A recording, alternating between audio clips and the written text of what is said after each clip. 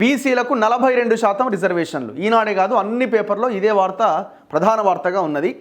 బీసీలకు 42% రిజర్వేషన్లు. విద్యా ఉద్యోగ రాజకీయాల్లో అవకాశం. ఎస్సీ వర్గీకరణ పైన ఏకసభ్య కమిషన్ నివేదికకు ఆమోదం. RRR వరకు హెచ్ఎండిఏ విస్తరణ. 30,000 ఎకరాల్లో ఫ్యూచర్ సిటీ. 10,954 మంది గ్రామ పరిపాలనాధికారుల నియామకం. మొత్తం 12,000 గ్రామాల్లో ఒక్కొక్క గ్రామానికి ఒక్కొక్క రెవెన్యూ ఆఫీసర్ని వేయబోతున్నారట. దానికి సంబంధించిన నియామకము. అండ్ 30,000 ఎకరాల్లో ఫ్యూచర్ సిటీ కట్టబోతున్నారట. ఇక్కడే కదా మనం ఇబ్రహీంపట్నం అటు side Kalwakurthy side future city plan చేస్తున్నారు. ఆల్రెడీ కేసీఆర్ సేకరించిన ఫార్మా సిటీ కోసం కేసీఆర్ సేకరించిన 15,000 ఎకరాలతో పాటు ఇంకొక 15,000 ఎకరాల్లో ఈ ఫ్యూచర్ సిటీ కట్టబోతున్నారట. సో దానికి సంబంధించి అండ్ RRR వరకు హెచ్ఎండిఏ విస్తరణ. హెచ్ఎండిఏ పరిధిని మరింతగా విస్తరించబోతున్నారట. ఆల్మోస్ట్ రీజనల్ రింగ్ రోడ్ ఏదైతే ఉత్తర దక్షిణ రీజనల్ రింగ్ రోడ్స్ కడుతున్నారో ఆ పరిధి లోపల వరకు కూడా దాన్ని హెచ్ఎండిఏ పరిధి కిందికి తీసుకురాబోతున్నారట. అండ్ ఎస్సీ వర్గీకరణ మీద ఏకసభ్య కమిషన్ ఇచ్చిన షమీమ్ అఖ్తర్ ఇచ్చిన నివేదికకి క్యాబినెట్ ఆమోదం తెలిపింది.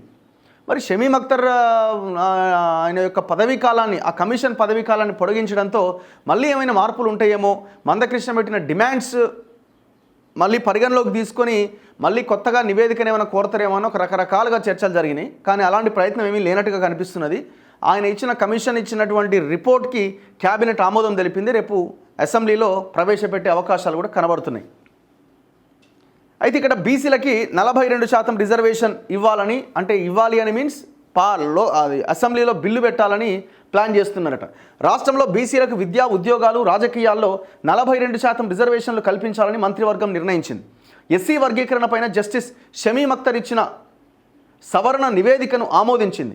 రాష్ట్రాన్ని కోర్, అర్బన్, రూరల్ సెక్టార్లుగా విభజించిన ప్రభుత్వం రీజనల్ రింగ్ రోడ్ బఫర్ 2 కిలోమీటర్ల వరకు, రీజనల్ రింగ్ రోడ్ బఫర్ అంటే బిఫోర్ 2 కిలోమీటర్స్ పరిధి వరకు హెచ్ఎండిఏ ప్రాంతం పరిధిని విస్తరించింది.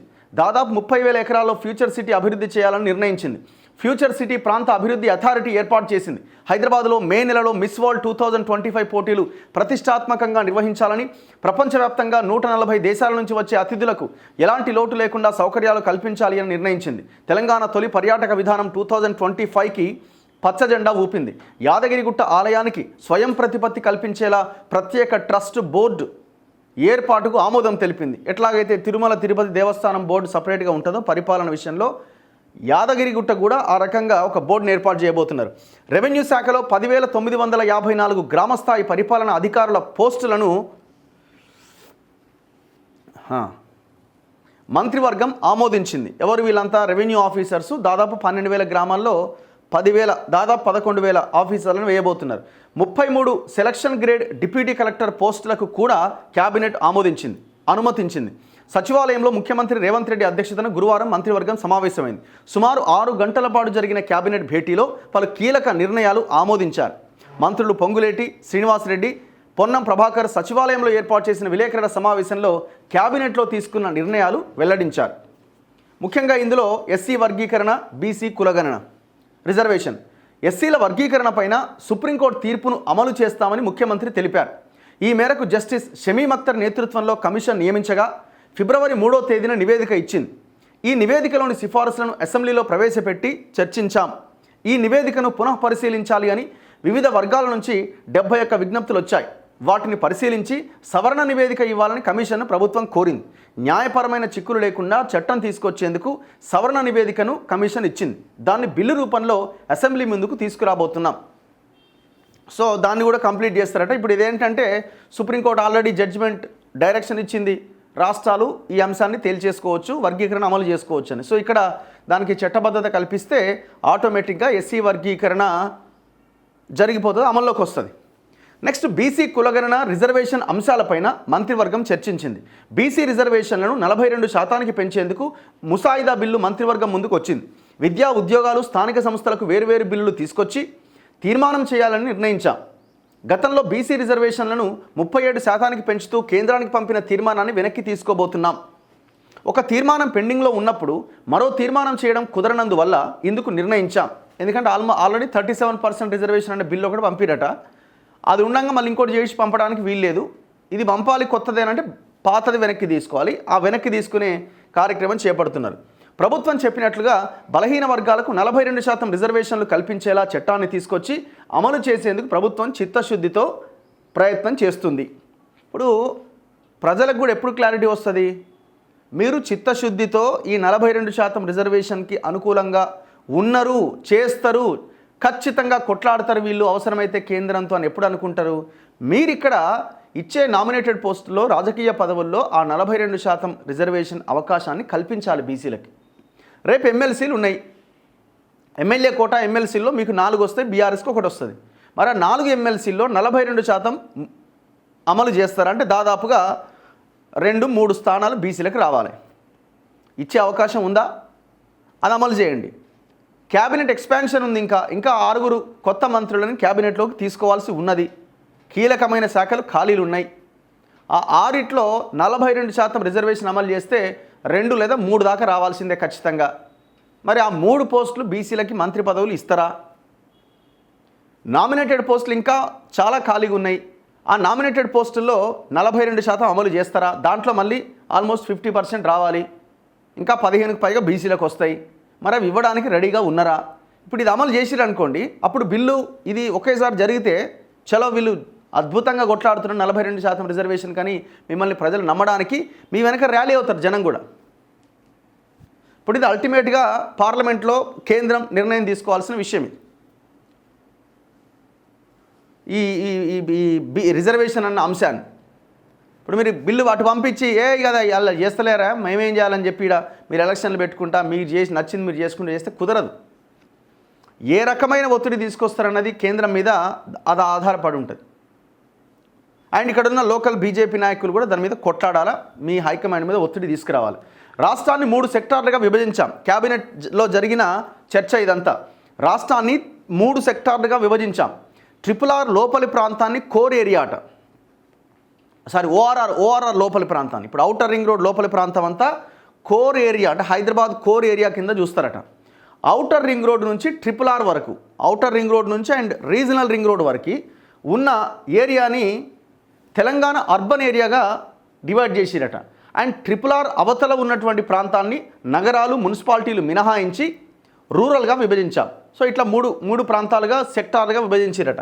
తెలంగాణ ఫ్యూచర్ సిటీ పైన సమావేశంలో చర్చించాం. 7 మండలాలు 56 గ్రామాలతో FCDA ఏర్పాటు చేయబోతున్నాం. నాగార్జున సాగర్ హైవే నుంచి శ్రీశైలం హైవే వరకు 30,000 ఎకరాల విస్తీర్ణంలో దీన్ని నిర్మించాలి అని నిర్ణయించాం. ఫ్యూచర్ సిటీ పరిధిలోకి వచ్చే 36 గ్రామాలు గతంలో HMDA పరిధిలో ఉండేవి.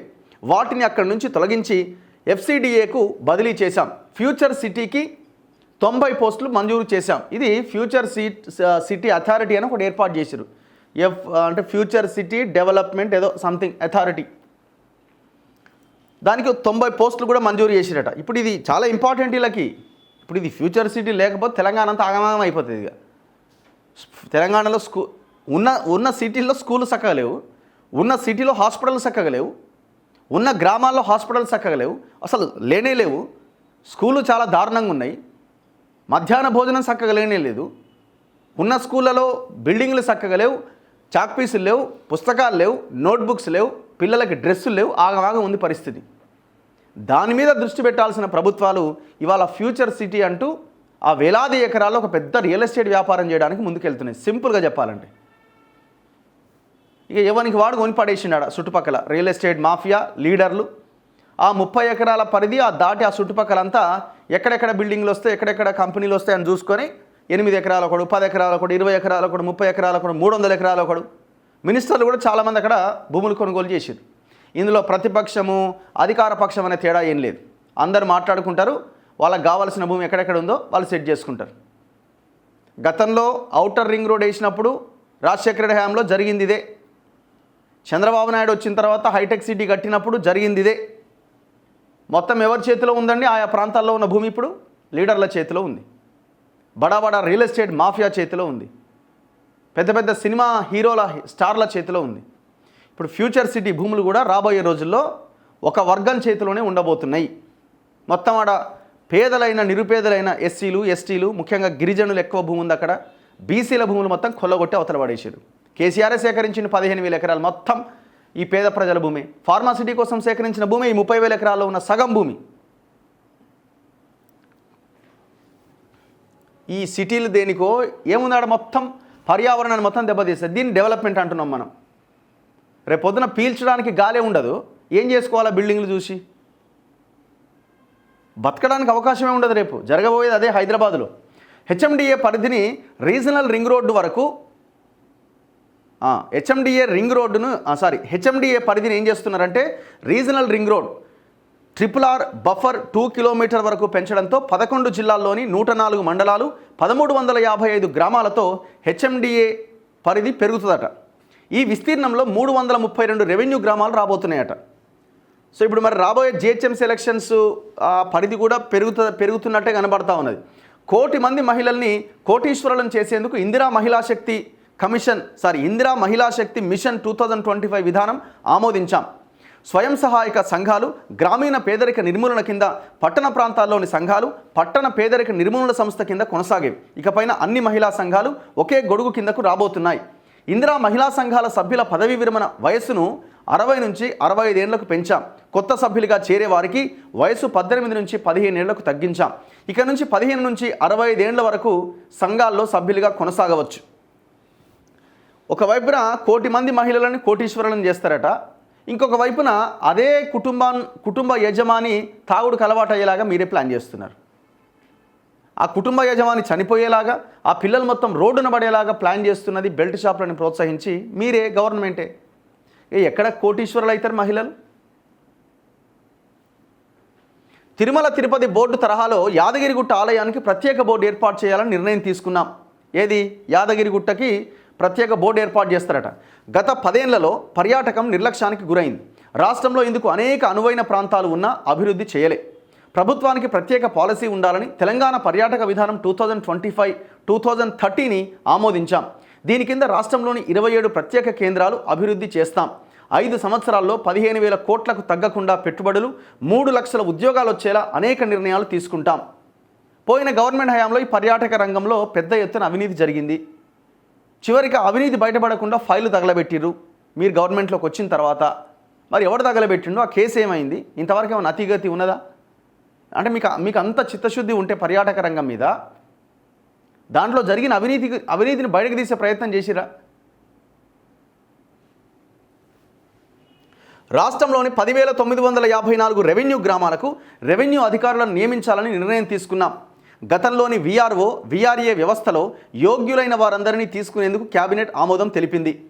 గంధమల్ల రిజర్వాయర్లో పునరావాస ప్యాకేజీ కింద గ్రామాల సంఖ్య పెరుగుతోంది. ఈ నేపథ్యంలో ప్రాజెక్టు సామర్థ్యాన్ని 4.28 టీఎంసీల నుంచి 1.41 టీఎంసీలకు తగ్గించాలి అని మంత్రివర్గం నిర్ణయించింది. సో నిర్వాసితుల సంఖ్య పెరుగుతున్నది, ప్యాకేజీ ఎక్కువ ఇవ్వాల్సి వస్తున్నది. కాబట్టి కొంతమంది భూములు పోవు అని చెప్తున్నారట, తగ్గించిరట. శంషాబాద్ మండలం పెద్ద గోల్కొండ సమీపంలో ఈఎస్ఐ ఆసుపత్రి కోసం 5.15 ఎకరాలు కేటాయించాం. 2024లో పారాలింపిక్స్ కాంస్య పథక విజేత దీప్తికి ప్రభుత్వ ఉద్యోగం ఇవ్వబోతున్నాం. కొత్త రెవెన్యూ డివిజన్లు, మండలాలకు 361 పోస్టులు, గురుకులాలకు 330 పోస్టులు మంజూరు చేశాం. జీవన్ దాన్ పాలసీలో ఇప్పటివరకు అవయవదానం మాత్రమే ఉండగా కణజాల మార్పిడిని కొత్తగా చేర్చేందుకు మంత్రివర్గం ఆమోదించింది. ప్రభుత్వ స్థాయిలో అధికారిక సలహా కమిటీలను ప్రత్యేకంగా ఏర్పాటు చేయబోతున్నామని మంత్రులు చెప్పారు. ఇది ఎవరి కోసం ఈ జీవన్ దాన్ పాలసీ? ప్రజలకు ఏమన్నా ఉపయోగపడుతున్నదా? సరే, ఉపయోగపడుతున్నచో 10%, 20%, మిగతా 80% అంతా ప్రైవేట్ హాస్పిటల్కు ఉపయోగపడుతున్నది. ఈ జీవన్ దాన్ పాలసీ కింద ఈ ప్రైవేట్ హాస్పిటల్స్లో జరుగుతున్న అరాచకము, దోపిడీ ఏ స్థాయిలో ఉందో తెలుసుకోవాలా. మనం చాలా స్కామ్స్ బయటకు వచ్చినాయి. ఒక వ్యక్తి ఎక్కడో యాక్సిడెంట్ అయిపోతే అంబులెన్స్ డ్రైవర్ దగ్గర నుంచి ప్రైవేట్ హాస్పిటల్ వరకు పెద్ద ఎత్తున మాట్లాడుకొని, అంటే ఆ ఫ్యామిలీకి ముందే కనెక్ట్ అయిపోతారు వీళ్ళు. ఈ పేషెంట్ ఎట్లాగో చనిపోయే దశలో ఉన్నాడు, కోమాలో ఉన్నాడు, ఏం చేద్దాం మేడం, ప్రైవేట్ హాస్పిటల్ తీసుకెళ్దాం, వాళ్ళు 2 లక్షలు 3 లక్షలు ఇస్తారు, మీ కుటుంబానికి ఉపయోగపడుతుంది, మీరు ఆ ఆర్గాన్స్ని ఆ హాస్పిటల్కి డొనేట్ చేసేయండి. పాపం వీళ్ళు పేద ప్రజలు కదా, ఒప్పుకుంటారు. అంబులెన్స్ డ్రైవర్ నుంచి హాస్పిటల్ దాకా మొత్తం పంచుకుంటారు. ఇది పెద్ద స్కామ్, ఇది పెద్ద కుంభకోణం ఈ తెలంగాణలో. మళ్ళీ దీంట్లో దాంతోపాటు కణజాల మార్పిడికి సంబంధించిన కొత్త అంశాన్ని కూడా చేరుస్తున్నారట. ఫస్ట్ మీరు అసలు ఇది చేర్చడం మంచిదే, చాలా గొప్ప విషయమే. కానీ జరుగుతున్న స్కామ్ని తేల్చకుండా దాని గురించి మాట్లాడకుండా ప్రైవేట్ హాస్పిటల్స్కి జరుగుతున్న మొత్తం దానివల్ల లాభం జరిగేది వాళ్ళకే, పేదలకేం పెద్దగా న్యాయం జరుగుతలేదు. దాన్ని తేల్చకుండా మీరు ఎన్ని ప్రవేశపెట్టినా ఏం ఉపయోగం? వానికి ఉపయోగపడుతుంది.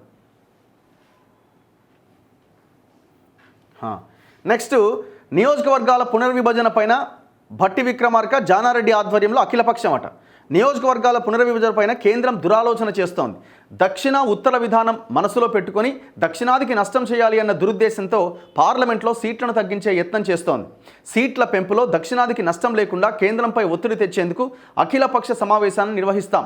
Deputy CM Bhatti Vikramarka, senior నాయకులు జానారెడ్డి ఆధ్వర్యంలో తెలంగాణలో అఖిలపక్ష సమావేశం జరుగుతుంది. తెలంగాణ ప్రజల మనోభావాలపైన అఖిలపక్ష సమావేశంలో చర్చించి తెలంగాణకు నష్టం లేకుండా పునర్విభజన చేయాలి అని కోరబోతున్నది.